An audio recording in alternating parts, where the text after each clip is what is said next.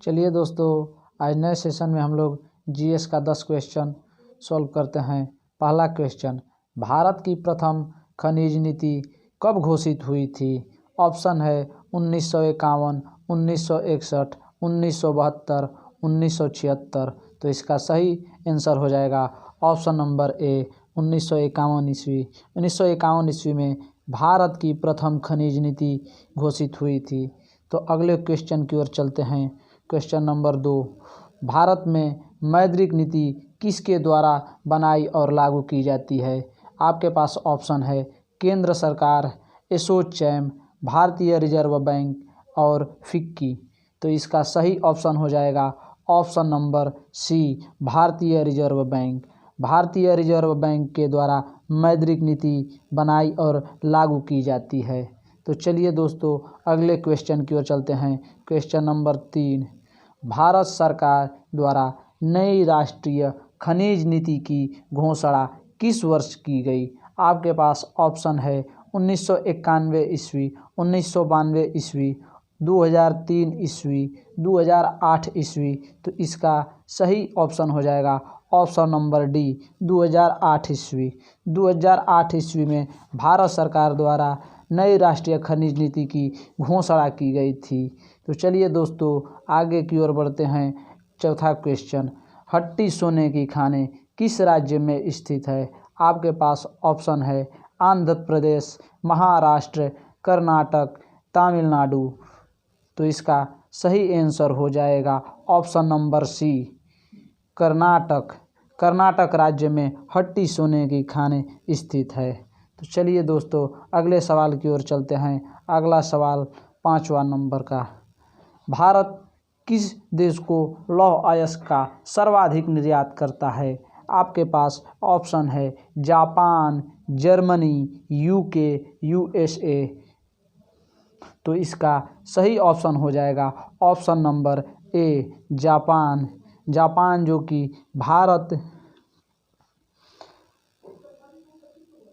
सर्वाधिक लौह अयस्क जापान देश को निर्यात करता है। तो अगले क्वेश्चन की ओर चलते हैं। छठा क्वेश्चन, कुडनकुलम परियोजना किस राज्य में स्थित है? आपके पास ऑप्शन है तमिलनाडु, केरल, कर्नाटक, तेलंगाना। तो इसका सही ऑप्शन हो जाएगा ऑप्शन नंबर ए, तमिलनाडु राज्य में कुडनकुलम परियोजना स्थित है। तो चलिए दोस्तों, अगले सवाल की ओर चलते हैं। अगला सवाल, निम्नलिखित में से कौन सा एक परंपरागत ऊर्जा स्रोत है? आपके पास 4 ऑप्शन हैं, ज्वारीय ऊर्जा, भूतापीय ऊर्जा, सौर ऊर्जा, जैव मात्रा ऊर्जा। तो इसका सही आंसर हो जाएगा ऑप्शन नंबर डी, जैव ऊर्जा मात्रा। जैव ऊर्जा मात्रा एक परंपरागत ऊर्जा स्रोत है। तो चलिए दोस्तों, अगले सवाल की ओर चलते हैं। 8वां क्वेश्चन, भारत की प्रथम औद्योगिक नीति की घोषणा कब की गई थी? ऑप्शन है 1 अप्रैल 1942 ईस्वी को, ऑप्शन बी 6 अप्रैल 1948 ईस्वी को, ऑप्शन 3